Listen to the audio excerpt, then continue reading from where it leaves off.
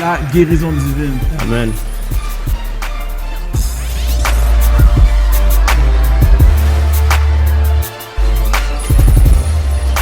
Bienvenue au podcast MMD, podcast Mouvement Multiplication des disciples. Puis aujourd'hui, on va parler d'un sujet, la guérison divine.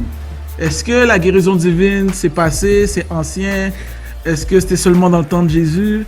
Est-ce que encore les chrétiens puissent guérir aujourd'hui? Donc aujourd'hui, on va parler de toutes ces choses, la guérison divine. Amen. Puis aujourd'hui, je pense que je suis pas mieux équipé de parler de ça. J'ai mon boy, Andrew Shaw, le maître de la guérison divine. Okay. Non. C'est Jésus la maître. Alléluia, c'est un test, mon frère, c'est un test. C'est ça. Alors, je suis vraiment excité pour ce podcast aujourd'hui. Si vous voulez apprendre comment efficacement guérir les malades, chasser les démons, rester les morts, restez jusqu'à la fin du podcast et vous allez être bien équipés pour faire ce que Dieu nous a appelés à faire. Amen, amen, amen, amen. Donc, déjà dans ta réponse, tu es en train d'insinuer que tout le monde peut guérir les malades? Ouais, alors, je pense que aujourd'hui, souvent, on croit que la guérison, c'est juste pour les gens qui ont un don spécial, ou c'est juste pour les pasteurs, ou c'est juste pour les ouins. Mais Jésus a dit, tous ceux qui croient en moi vont faire les mêmes choses que moi, et même plus grand, parce que je vais aller au Père. Et voilà. Ok, donc, excuse-moi, mais est-ce que tu es en train de me dire que j'ai pas besoin d'avoir d'expérience? Est-ce que je peux, si je suis nouveau chrétien, est-ce que je peux guérir quelqu'un? La Bible dit quoi? La Bible nous dit, les signes accompagneront tous ceux qui auront cru. Ok. OK. Alors, pas tous ceux qui ont 2 ans d'expérience, tous ceux qui ont allé étudier la guérison pendant des années, ou tous ceux qui sont loin ou pasteurs, mais tous ceux qui auront cru. Alors, mais voilà. pour de vrai, quand tu regardes la Grande Commission, quand on dit tous ceux qui auront cru, tu vois que les signes de guérison étaient accompagnés pour ceux qui venaient juste de croire. Mhm. Donc, définitivement, je peux croire ça. Mais est-ce que je peux te challenger? Vas-y. Ok. Alors, pourquoi dans la Bible, des fois, dans Jacques, ça dit que si quelqu'un est malade, on doit aller voir un ancien, c'est ça, le passage? Ouais. OK. Très bonne question. Tu commences avec les questions difficiles dès le début. Ouais. Alors, si tu regardes le contexte historique de Jacques, c'est vraiment pour les nouveaux croyants. Ça, c'est vrai. Et c'est pas tout le monde qui a l'expérience avec la guérison. C'est vrai que la Bible nous dit, Jésus a commandé à tous ses disciples de guérir les malades, et on voit que c'était pas juste pour les gens qui sont spéciaux. Mais si, par exemple, t'es pas équipé ou tu sais pas comment le faire, c'est toujours bien de demander aux personnes de venir prier pour nous. C'est pas mauvais de demander de l'aide de quelqu'un d'autre. Mais idéalement, Dieu veut qu'on grandisse dans la maturité afin qu'on peut représenter l'image de Christ. C'est ça le but des dons du ministère. C'est pour nous équiper pour l'œuvre du ministère afin qu'on peut grandir et ressembler à Christ. Non, amen. Non, définitivement. La lettre de Jacques, c'est la première lettre qui a été écrite dans les évangiles. Après, je pense même que ça a été écrit avant les Actes des Apôtres, quand c'est la première lettre, puis ça s'écrivait, c'était vraiment adressé aux nouveaux chrétiens, à ceux qui étaient bébés dans la foi. Et aussi, on n'a pas la même définition du mot ancien. C'est parce qu'aujourd'hui, un ancien, on va voir quelqu'un qui a peut-être 40-50 ans dans le ministère. Mais un ancien, à cette époque-là, c'est peut-être quelqu'un qui avait peut-être 6 mois, 8 mois ou 1 an dans le ministère.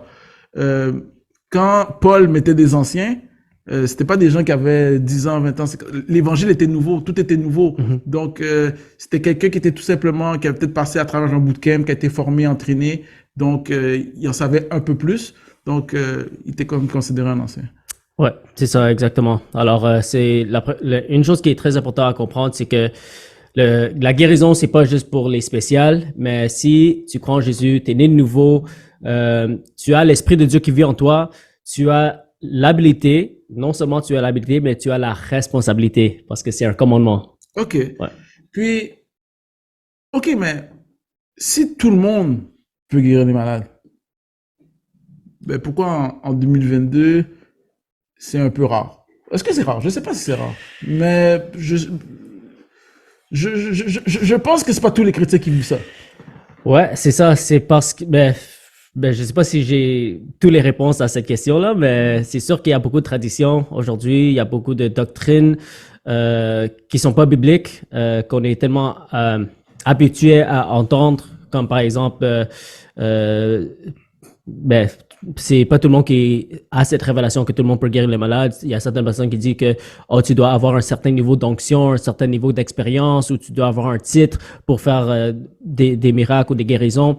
Mais en réalité, c'est comme on doit revenir à la parole de Dieu. Et la parole de Dieu, ça peut, si on lit la parole de Dieu avec un cœur ouvert et sans être influencé avec les traditions et les doctrines qu'on a été enseignées, il y a beaucoup de choses qu'on a été enseignées dans l'Église qui sont pas par rapport à la guérison, qui n'est pas biblique. Et une de ces choses-là, c'est que la guérison, c'est juste pour les spéciales. Parce que Jésus a commandé à tous ses disciples de guérir le malade. Et il a dit que tout le monde qui croit en lui peut faire la même chose que lui. Et on voit ça dans les Actes des Apôtres. Les disciples de Jésus ressemblaient à Jésus. Et Jésus a montré l'exemple. Après, il a dit à ses disciples, comme le Père m'a envoyé, maintenant, moi, je vous envoie. Alors, vas-y, guéris le malade, chasse les démons, ressuscite les morts. La mission de Jésus, c'était pour détruire les œuvres du diable. Amen. Et il allait dans lieu en lieu et il guérissait tous ceux qui étaient opprimés par le diable, car Dieu était avec lui. Et maintenant que Jésus est mort et ressuscité, et il a envoyé son Saint-Esprit, et maintenant, on est Jésus sur la terre. Si je regarde ma vie chrétienne, j'ai fait peut-être plusieurs années à ne pas avoir de manifestation de guérison. Puis, après, par la suite, quand j'étais beaucoup plus intentionnel, la foi, j'ai cru, ou je mettais en pratique le courage, j'ai pu en assister. Je me demande, je pense que c'est une des raisons pourquoi l'Église peut-être aujourd'hui voit moins, c'est, je pense que si on regarde dans la Grande Commission, tu vois que la guérison était aussi beaucoup reliée avec l'évangélisation. Ouais. Ça veut dire que c'était comme un signe. Ça veut dire que c'est comme quand Jésus venait quelque part, il guérissait quelqu'un. C'est vrai. Puis quand il guérissait cette personne, puis là, après, les personnes, là, ça faisait comme quelque chose. Puis après, par la suite, c'était comme une manifestation du royaume. C'est comme si, je veux dire, ça fait partie de l'évangile du royaume. Ça veut dire, quand le royaume vient quelque part, la guérison vient, on chasse les démons, c'est à le cœur. Il y a beaucoup de choses qui se passent. Donc, je pense que, surtout dans les contextes que tu vas évangéliser, puis que tu commences à prier pour des malades, mais ça peut, le Seigneur va utiliser ça comme aussi un outil d'évangélisation. Je ne sais pas si tu es d'accord avec moi par rapport à ça. Oui, bien sûr. Bien sûr, c'est un signe. Parce que le but, c'est pas juste pour guérir les malades. Le but, c'est pour démontrer le royaume de Dieu. Jésus a dit, si tu ne me crois pas à mes paroles, au moins crois aux signes. Parce qu'il a dit que les signes accompagneront tous ceux qui auront cru et les signes confirment la validation de la parole de Dieu. So, c'est important de prêcher la parole avec les signes et les prodiges parce que l'évangile est une puissance. Et même l'apôtre Paul, il a dit que j'ai pleinement prêché l'évangile avec les signes et les prodiges. Amen. So, le royaume de Dieu n'est pas seulement en parole, mais en puissance. Et on doit démontrer la puissance de Dieu comme Jésus et les disciples. Je sais que tu voulais pas trop en parler, là, mais tu as eu un miracle il n'y a pas longtemps, de guérison. Ouais. Alors,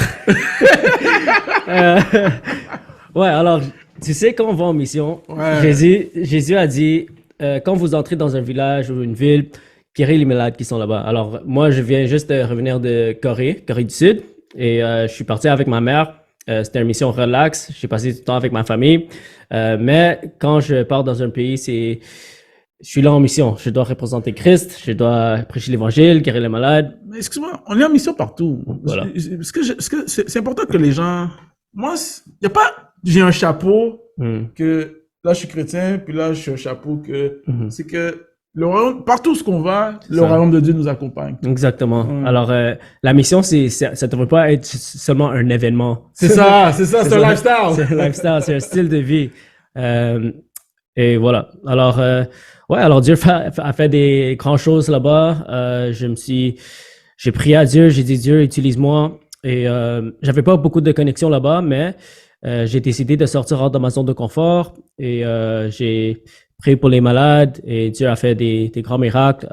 Il y a un jour, j'ai rencontré des disciples qui étaient là-bas. On a fait ce qu'on appelle un Luc 10. Alors, c'est un jour, on a passé dans l'évangélisation au centre-ville et Et voilà, on offrait la prière aux gens. C'est pas tout le monde qui a accepté, mais à un moment, on a vu un gars qui était avec un chaise roulant et ben, il fallait qu'on prie pour lui. Et il parlait juste coréen. Alors moi, je suis un peu nul en coréen, mais les deux sœurs, ils traduisaient pour moi. Et voilà, on a prié pour lui et il a commencé à marcher normalement. On a prié plusieurs fois parce que au début, il avait toujours un peu la misère, mais on a persévéré dans la prière et à un moment, il commençait à marcher normal Amen. et c'était vraiment glorieux. La personne qui était avec lui, elle était vraiment étonnée. Elle disait Alléluia et elle nous a même donné l'argent, même si on voulait refuser. Elle a vraiment insisté.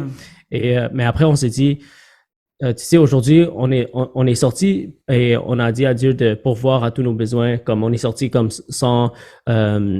On voulait vraiment avoir confiance en Dieu pour pourvoir à tous nos besoins, que ce soit la nourriture ou n'importe quoi. Et, à ce moment-là, il y a certains d'entre nous, on avait vraiment faim aussi. Alors, le fait qu'il nous a donné un peu d'argent pour la nourriture, c'était aussi une bénédiction parce qu'on a vu que ça comme la main de Dieu, qu'il nous a laissé expérimenter la guérison. Mais aussi, il a pourvu à nos besoins. Alors, c'était un puissant témoignage. Non, amen, amen, amen. Juste pour le dire rapidement dans mes propres mots, un Luc 10, c'est vraiment faire confiance à Dieu. Tu sors et tu te confies seulement à la provision de Dieu. Tu sors sans argent. Puis quand tu sors, tu t'attends à ce que Dieu te prend soin à tes besoins. Puis quand il a fait l'évangélisation, il a pu voir ce miracle arriver. Et à la fin, le Seigneur a pris à vos besoins. Ouais.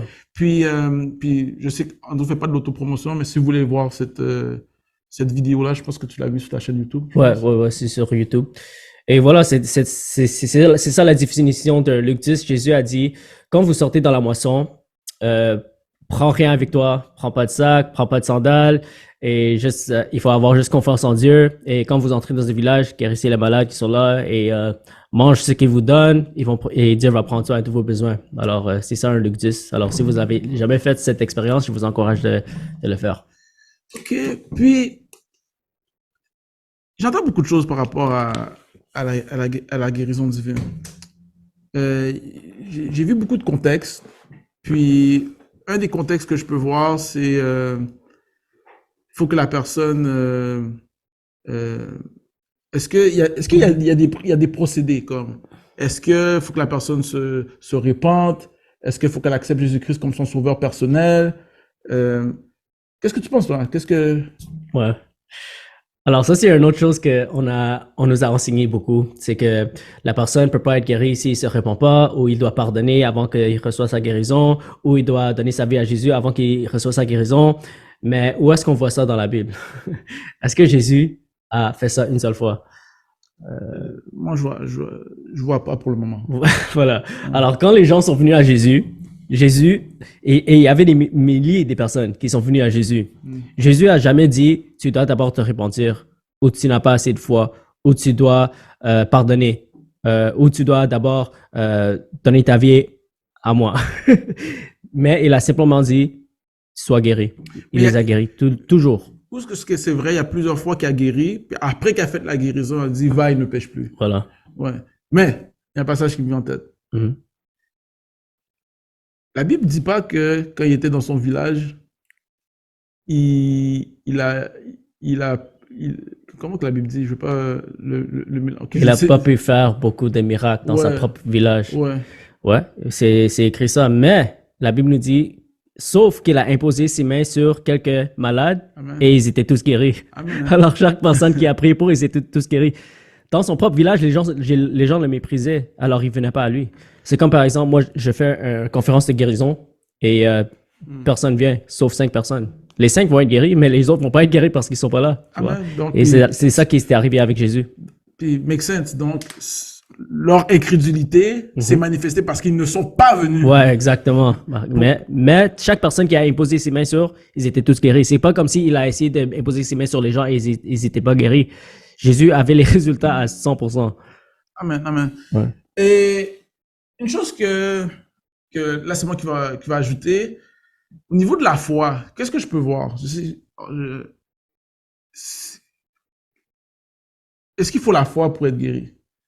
Mais j'ai compris que c'est pas qu'il faut avoir, il faut qu'il y a quelqu'un qui ait la foi.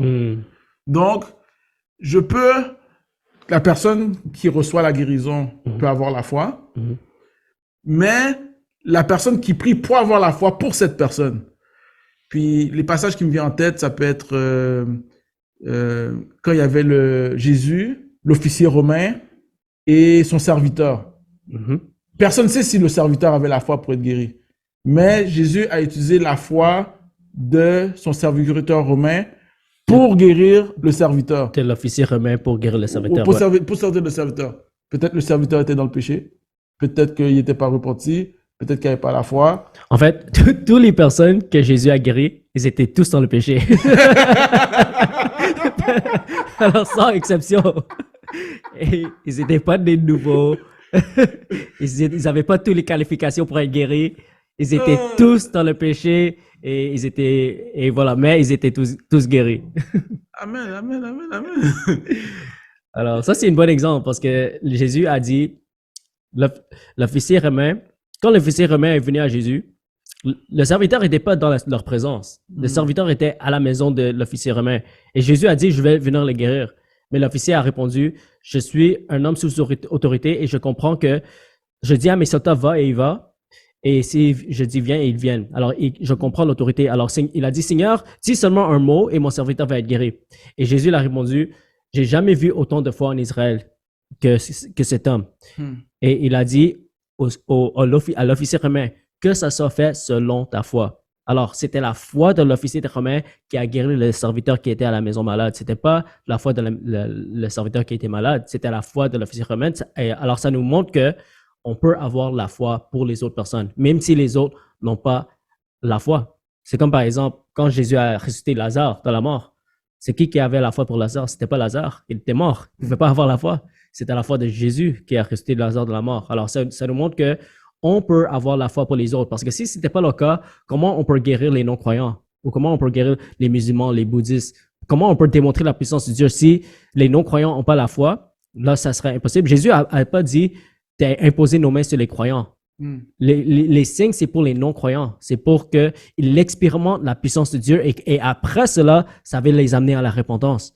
Alors, on doit comprendre qu'on peut avoir la foi pour les autres personnes. Amen. Et quand on a cette révélation, ça va nous permettre d'oser, de sortir hors de notre zone de confort et commencer à prier pour les malades, même si ces personnes n'ont pas la foi, même s'ils ne sont pas nés de nouveau. On peut dire, tu sais quoi, j'ai l'Esprit de Dieu en moi. Je vois quelqu'un qui est malade, je dis, regarde ce qui va se passer. Dieu va te guérir. Au nom de Jésus, sois guéri maintenant. Tu parles avec autorité et tu vas voir, Dieu va faire des grandes choses. Amen. Puis, Ouais. on va être real avec vous. Est-ce que si vous priez sur 10 personnes, les 10 vont être guéris? J'aimerais ça, mais il y a des fois que ça n'arrivera pas. Ça se peut, mais c'est vrai que c'est un processus, on grandit dans cette... C'est ça que je veux dire. Voilà. C'est que si tu veux voir aucun miracle, prie pour personne. Ouais. C'est juste ça que je peux garantir. Si tu veux voir aucune guérison, prie pour personne. Quand tu commences maintenant à sortir de ta zone de confort, tu commences à avoir du courage. Mais peut-être à chaque 10 personnes, tu vas avoir une guérison. Puis là, quand tu vas avoir ta première guérison, tu grandis. Là, après, ça grandit 2, 3, 4. Puis à un moment donné, C'est ça. ça devient un lifestyle. C'est ça. Et c'est ça que moi, je me suis dit, quand j'ai commencé, je vais dire, tu sais quoi, même si je ne vois pas les résultats tout de suite, je vais continuer à prier pour les malades. Je vais continuer à persévérer. Et le plus que tu persévères, le plus que tu as l'expérience, le plus que tu développes ta foi, et tu vas commencer à avoir plus de résultats. Et ça prend juste la pratique. Il faut vraiment mourir à la chair, mourir à la peur des hommes, la peur des opinions des hommes, la peur de si ça ne fonctionne pas, tous ces mensonges qu'on entend quand on commence à prier pour les malades, ça va venir parce que l'ennemi veut pas qu'on commence à prier pour les malades et chasser les démons. Alors il va toujours essayer de nous garder dans la peur et quand on reste dans cette peur, on devient inutile pour le royaume de Dieu. Amen. Amen, amen. La peur est le contraire de la foi. Exactement. Donc, définitivement, qu'il va essayer de mettre la peur. Mais attends. Est-ce que ça se pourrait que c'est pas dans la volonté de Dieu que cette personne soit guérie? Qu'est-ce que tu en penses, là? Je vais te dire qu'est-ce que je pense. Je pense que notre Dieu, c'est un Dieu qui est bon. Il est venu pour, dans Jean 10, il est venu pour... Le diable est venu pour détruire, égorger et voler. Puis lui, il est venu nous donner la vie en abondance. Moi, je pense que c'est toujours dans la volonté de Dieu qui guérit. Pourquoi? ça fait partie de sa mission, ça fait partie de la bonne nouvelle. Mhm. Quand il a dit comme je suis venu pour voler, excuse-moi, je suis venu pour guérir les cœurs brisés, les captifs. C'est prophétie dans Isaïe, donc on voit que ça faisait partie de sa mission, ça fait partie de son plan du royaume de Dieu. Aussi, c'est bizarre que tu me poses cette question-là, j'ai remarqué quand je disais dans la Bible, quand quelqu'un demandait est-ce que tu veux, il disait toujours oui. Mhm. Mais à un moment donné, quelqu'un n'a pas dit est-ce que tu veux, il a dit est-ce que tu peux.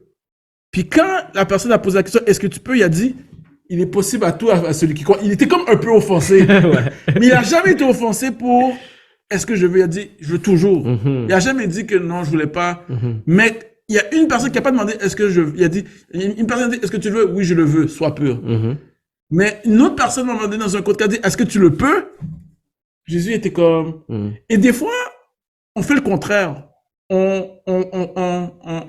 pense que Dieu peut tout le temps. Non, on pense que Dieu, que Dieu ne veut pas. Mhm. On remet en question son vouloir, Mhm. mais au fond, il veut toujours. Mhm. Puis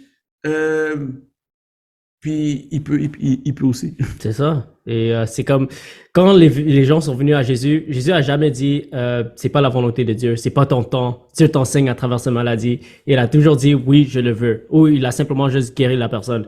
Alors Jésus était la manifestation de la volonté de Dieu dans la chair. Et la volonté de Dieu c'était quoi? Au début, quand il a créé la terre, il a créé la terre parfaite dans la santé, dans la prospérité, sans maladie, sans pauvreté, sans aucune malédiction. Mais le maladie est venu comment? C'était à cause du péché. Après le péché, c'est là où toutes ces malédictions sont venues sur la terre. Et c'était pas la volonté de Dieu, c'est la volonté du diable. C'est pour ça que la Bible nous dit, comme tu as dit, c'est le diable qui vient pour tuer, voler et égorger. Et la Bible nous dit que Jésus guérissait tous ceux qui étaient opprimés par le diable. Alors, ça nous montre que l'auteur du maladie, c'est le diable. Jésus a même dit quand il a guéri la femme qui avait le dos courbé, il a dit Satan a lié cette femme. Amen. Et Jésus est venu pour nous libérer des œuvres de Satan. Alors, c'est important à comprendre cela parce que si on n'a pas cette révélation, ça peut être difficile à avoir la foi pour la guérison parce qu'on va toujours se demander est-ce que c'est ta volonté? Peut-être Dieu est en train d'enseigner cette personne. Et quand tous ces mensonges sont dans ta tête, là, tu vas pas avoir l'assurance à 100% que Dieu va guérir la personne. Mais quand tu as la révélation que ce n'est pas la volonté de Dieu, que Jésus il a payé le prix pour notre guérison. Et ça, c'est une autre chose qui est importante à comprendre, c'est l'expiation de Jésus, l'expiation de la croix. Que Jésus, par les meurtrissures de Jésus, on a été guéri. Alors, Jésus a déjà payé le prix. Alors, si on demande à Dieu, est-ce que c'est ta volonté? Tout ce qu'il peut répondre, c'est que c'est déjà fait. Il a déjà accompli. Il a déjà payé le prix, non seulement pour que nos péchés soient pardonnés, mais pour que nos maladies soient guéries. Amen. Mhm. Amen, amen. Si vous voulez apprendre, est-ce que ça s'apprend, guérir les malades? Ou non, c'est une bonne question ça. Est-ce que ça s'apprend ou il faut avoir le don? Non, parce qu'on l'a déjà répondu. On a déjà dit qu'à la grande commission, on peut aller, donc il était commandé à tout guérir les malades, mais si je vois pas des résultats, est-ce que c'est quelque chose que je dois apprendre? Est-ce que c'est parce que j'ai le manque de formation? Est-ce que c'est parce que j'ai un manque de foi? Est-ce que c'est parce que j'ai pas assez pratiqué? Puis qu'est-ce que je peux faire par rapport à ça? Ok, ouais, ça c'est une bonne question. Et si par exemple, tu essaies de prier pour les malades et tu n'as pas de résultat, et je dirais que les personnes qui n'ont pas de résultats, le problème, le 99% du temps, c'est qu'ils n'osent pas sortir prier pour les malades. Alors ça, c'est numéro 1. Alors si tu ne vois pas de résultats, est-ce que tu es en train de prier pour les malades? Ou est-ce que tu as juste prié pour 1-2 personnes et après tu es abandonné? Alors la première étape, je dirais, c'est de sortir hors de ta zone de confort et décider d'obéir le commandement de guérir le malade. Parce que c'est un commandement, c'est pas un choix. Jésus a commandé à ses disciples de guérir le malade. Après, il a dit, enseigne tes disciples d'obéir tout ce que je vous ai prescrit. Et un de ces commandements, c'est de guérir les malades.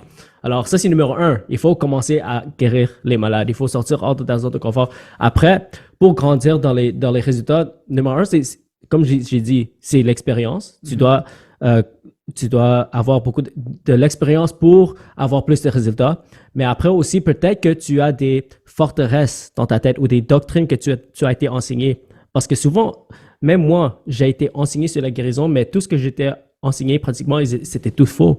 Parce qu'on m'a enseigné qu'il faut avoir, il faut que le malade ait la foi pour être guéri. On m'a enseigné que la personne doit se repentir avant de recevoir la guérison. On m'a enseigné que c'est pas toujours la volonté de Dieu de guérir.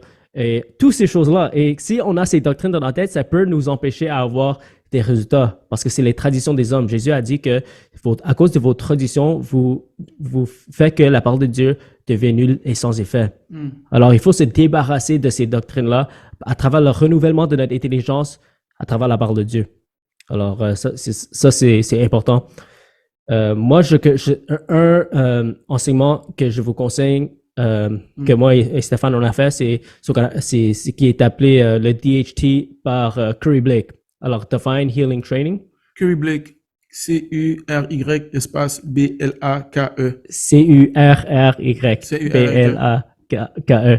Alors, si vous ne parlez pas anglais, parce que la plupart de les formations sont en anglais, mais si vous ne parlez pas anglais, il y a un en français, mais je vous conseille fortement d'écouter ces formations parce que ça expose tous les faux doctrines sur la guérison qui nous empêchent d'avoir des résultats. Alors, je vous conseille fortement cette formation. Peut-être pour terminer, un des principes que... On termine déjà? Non. Ça fait comme 20 minutes, non? Pour de vrai? Alors, moi, un des derniers points qui me vient en tête, je vais dire ça comme ça, peut-être ça va continuer plus longtemps. Un des derniers points qui me vient en tête, c'est au niveau de la prière, il y a une manière de prier pour la guérison. Ouais. Puis, une des prières que les gens ils prient, c'est que la guérison, c'est pas quelque chose que tu demandes à Dieu, mais tu commandes à l'ennemi de quitter ou de partir. Donc ça, c'est une des choses que on doit enseigner. Donc, quand tu vois que Jésus, parce que au fond, pourquoi je dis ça, il faut toujours imiter le maître, et le maître, c'est Jésus-Christ. Donc, lorsqu'il était devant une face d'une problématique ou quelqu'un qui était malade, il disait pas, Père, est-ce que tu peux guérir cette personne? Il prenait autorité, il avait son identité, il prenait autorité, puis il disait, Lazare, sort, ou impose les mains, sois guéri. Donc, ça, c'est une des choses qu'on doit savoir au niveau de la guérison. Ouais, alors si on prend l'exemple de Jésus et les disciples, ils n'ont jamais prié à Dieu pour la guérison. Ils ont toujours parlé avec autorité. Jésus a dit, étends ta main, lève-toi et marche, prends ton lit et marche. Paul et Pierre, ils ont dit, je n'ai ni or ni argent, mais ce que j'ai, je te donne. Au nom de Jésus, lève-toi et marche. Alors, on doit ordonner la guérison. Par exemple, tu vois quelqu'un, tu dis, sois guéri au nom de Jésus. Toute douleur quitte au nom de Jésus.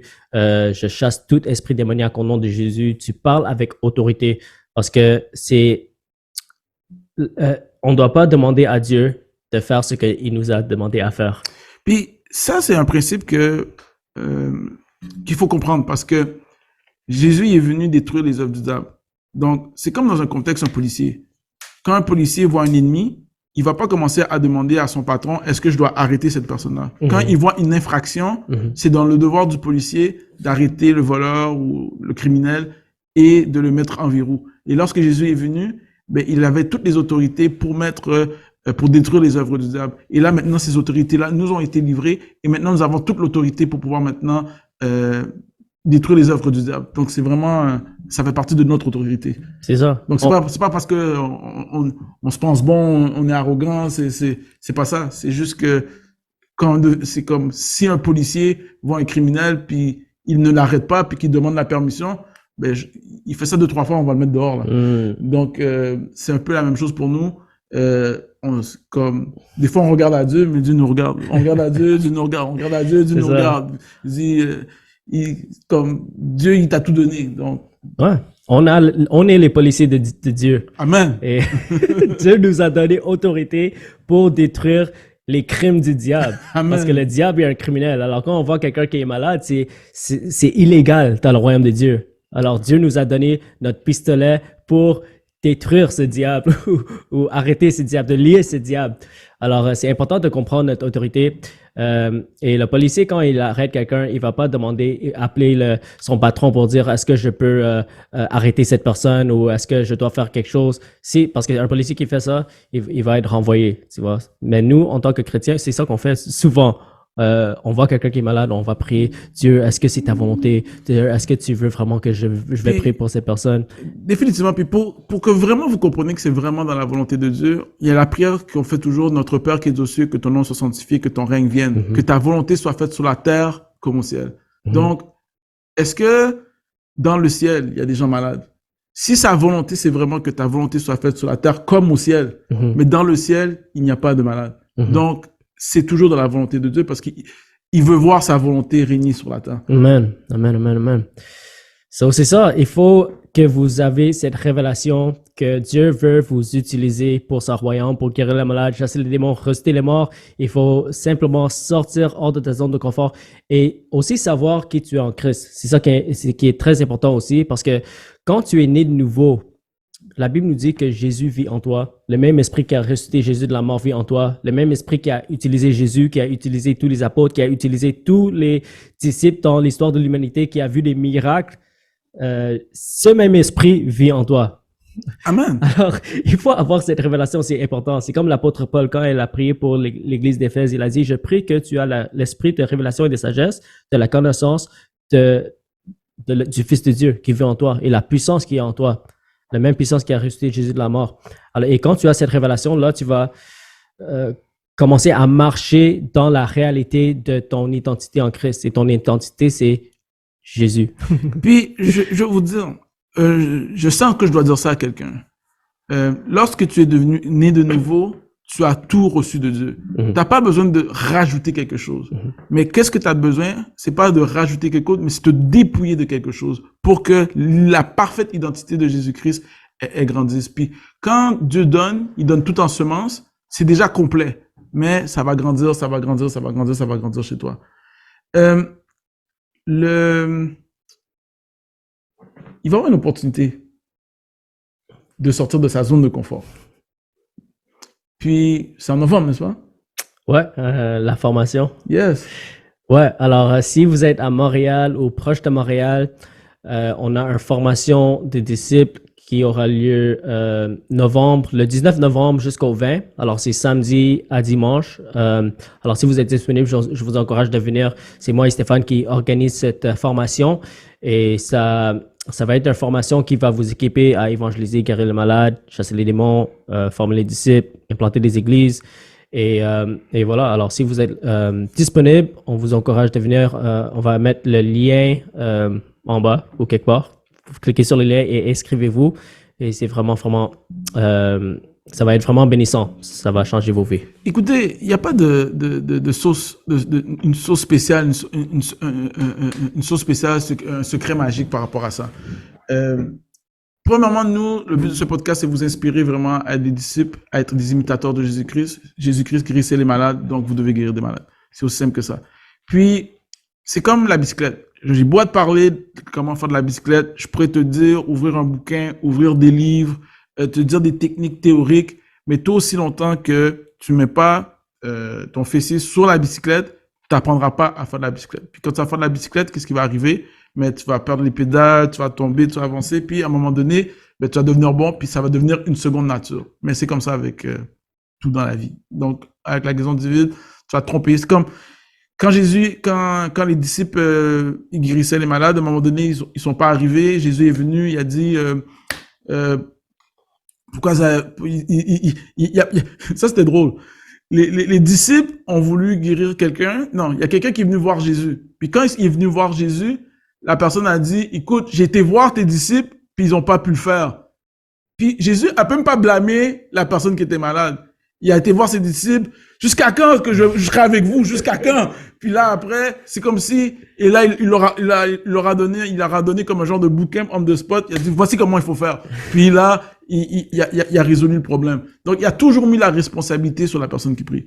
Ouais. Donc ça, c'est la première chose que moi, que je comprends pendant que je vous parle, c'est que est-ce que tu te donnes cette responsabilité ou tu la donnes à quelqu'un d'autre? Est-ce que tu la donnes à ton pasteur? Est-ce que tu la donnes à ton voisin? Est-ce que tu la donnes à ton conjoint? Non. Si tu es chrétien, tu dois prendre cette responsabilité. J'aime souvent dire que responsabilité, c'est ta réponse à ton habilité. Amen. Si tu as l'habilité de guérir les malades, de chasser les démons, rester les morts, c'est quoi ta réponse à cette habilité? Et on doit répondre avec amour et faire ce que Dieu nous a appelés à faire. Et comme tu as dit, il faut prendre responsabilité dans le sens que on doit arrêter de mettre la blâme sur Dieu et arrêter de mettre la blâme sur les malades pour la raison pour laquelle ils ne sont pas guéris. Si on prie pour la personne, on ne voit pas instantanément la guérison. On prend responsabilité parce qu'on n'a pas eu la foi pour la guérison. Et c'est la seule raison. Oui, peut-être l'autre personne n'a pas eu la foi non plus, mais si on a eu la foi, la personne sera guérie.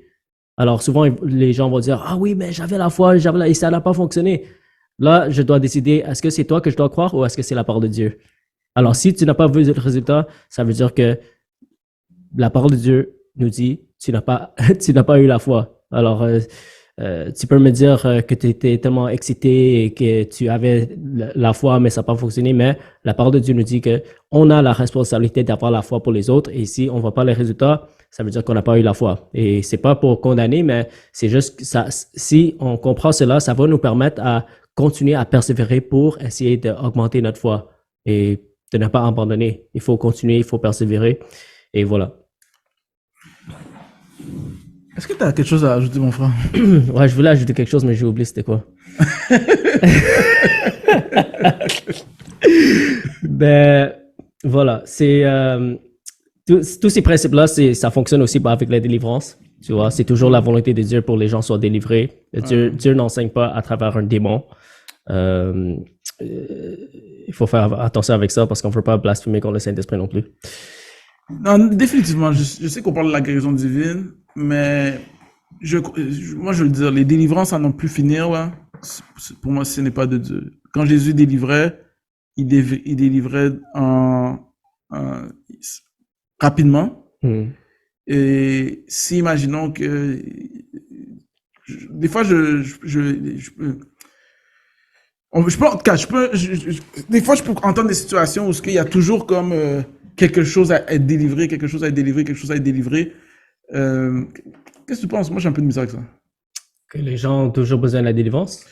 C'est comme si, oui, dans un sens, est-ce que tu crois qu'une délivrance, c'est en étapes et en processus, puis que ça peut durer des années? Ouais, c'est une bonne question. Ouais, alors, encore, il faut prendre l'exemple de Jésus, tu vois, parce que souvent, on va dire, ah oui, on doit asseoir avec la personne pendant des heures et des heures et conseiller la personne, avoir des rendez-vous avec la personne, mais Jésus a simplement dire, sors, et c'est tout. Et après, c'était fini. Alors, idéalement, ça devrait être comme ça avec nous, mais il y a certains d'entre nous, c'est sûr qu'on n'est pas au niveau de Jésus, alors parfois, si on n'est pas rendu à un certain niveau, il faut persévérer dans la prière. Et voilà. Alors, si on ne voit pas le résultat tout de suite, on doit continuer à persévérer. On va pas dire abandonner, tu vois, parce que certaines personnes vont prier une fois, ils ne voient pas le résultat et ils vont abandonner. Et c'est ça l'autre chose que je voulais mentionner, c'est que si on ne voit pas le résultat immédiatement, ça ne veut pas dire que ça n'a pas fonctionné, tu vois. Parce que même avec Jésus, c'était pas toujours instantané. Il y a eu des moments où c'était écrit que la personne a été guérie la même heure. Et même Jésus, il avait prié 2 fois pour un aveugle. Il a prié pour un aveugle et l'aveugle a dit, je vois les personnes comme les arbres. Après, Jésus a prié encore et la personne a été totalement guérie. Alors, si Jésus a prié 2 fois, qui sommes-nous de ne pas prier 2 fois, ou même 2, 3, 4, 5 fois?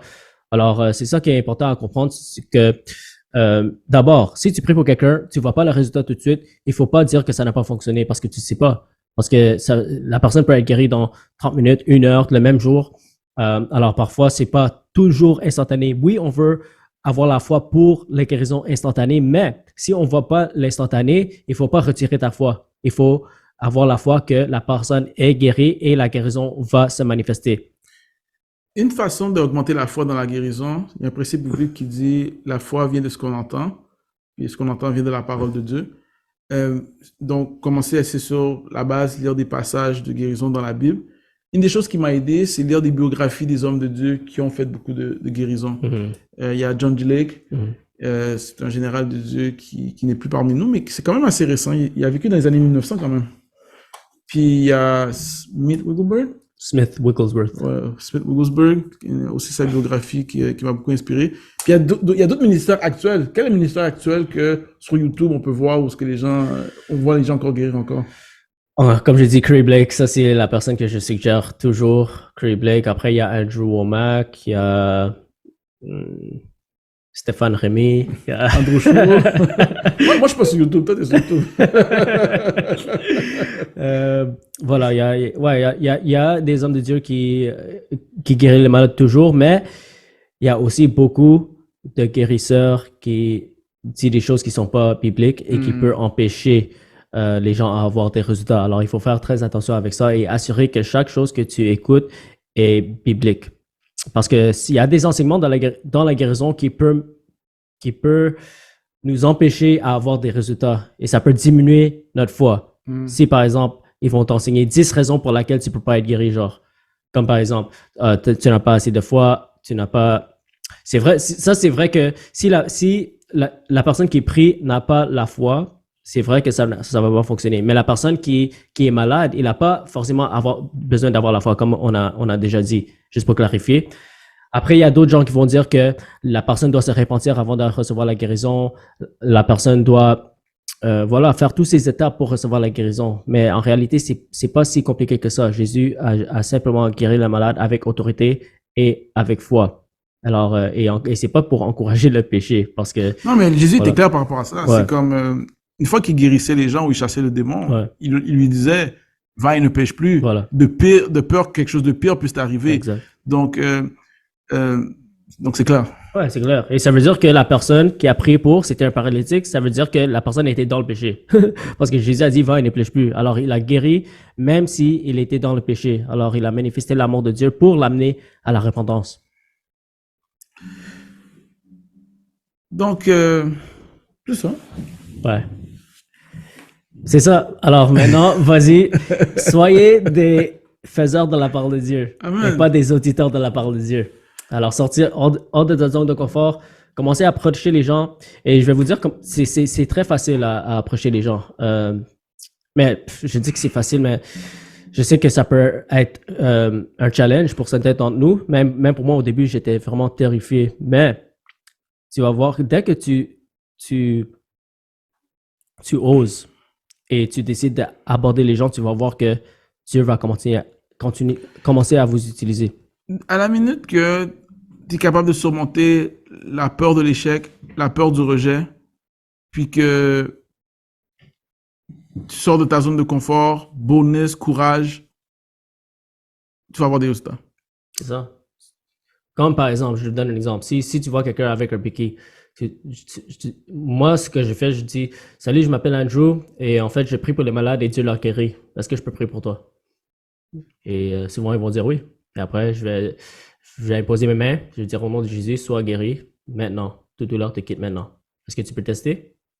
Ah, c'est mieux, mais j'ai toujours un peu de douleur. OK, on va prier encore. Au nom de Jésus, sois guéri à 100%. Mon Jésus. Et voilà. Mais après, si il dit, oh, ça diminue encore, prie encore. Au nom de Jésus, sois guéri maintenant à 100%. Et voilà, souvent, après la troisième fois, ça guérit. Alors, on peut prier, continuer à prier jusqu'à temps que la personne nous laisse à prier, tu vois. Parfois, les gens sont pressés, alors on va pas forcer pour continuer à prier, mais on va avoir la foi que la personne est guérie. Et même si tu vois pas les résultats immédiatement, souvent, les gens, ils apprécient que tu les as démontré l'amour. Alors, parce que eux, ils s'entendent même pas à un miracle, tu vois, parce que souvent, c'est les non-croyants. C'est nous qui on veut tellement voir les miracles. Et oui, Dieu va t'utiliser pour voir les miracles. Si tu oses et si tu sors de ta zone de confort, Dieu va t'utiliser puissamment. Mais cette mensonge qui nous dit que la personne va penser qu'on est fou ou si ça ne fonctionne pas, ça va pas être une bonne image. Tout ça, c'est les mensonges de l'ennemi. Tu vas voir que dès que tu obéis la parole de Dieu, Dieu se glorifie, les gens sont touchés et on voit des miracles. Non, une fois, je sais pas pourquoi cette histoire me vient, on sortait d'une formation similaire à ce qu'on faisait, puis ce qu'on guérissait. Puis on était avec d'autres frères et sœurs dans un Harvey's.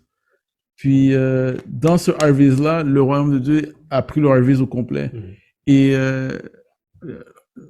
les frères et sœurs ont commencé à prier pour la caissière, prier pour les gens, les cuisiniers, et les gens guérissaient un à la suite de l'autre. Puis quand les gens venaient, il y avait une dame, je me souviens, elle a dit comment ça que je suis guéri? Comment c'est passé? C'est Jésus qui t'a guéri. Puis je pense qu'elle était d'une autre religion, donc elle n'était pas chrétienne. Elle a fait comme ça, puis elle s'est sauvée du restaurant quand elle a su que c'était Jésus qui l'a guéri. Donc, non, mais cette journée-là m'avait vraiment marqué. Ouais. Mais puis c'était vraiment comme une journée comme les autres. C'est juste parce qu'il y avait des chrétiens qui étaient bold, qui avaient demandé, qui avaient prié, puis et le Harvest a été transformé, puis il y avait au moins 2-3 guérisons faciles que je pouvais compter dans ce restaurant-là. Amen. Amen. Attends, il y a même une histoire, comment dire.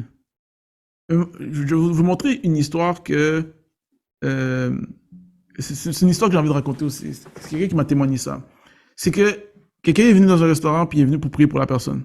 Puis quand il a prié pour la personne, il n'a pas vu la guérison.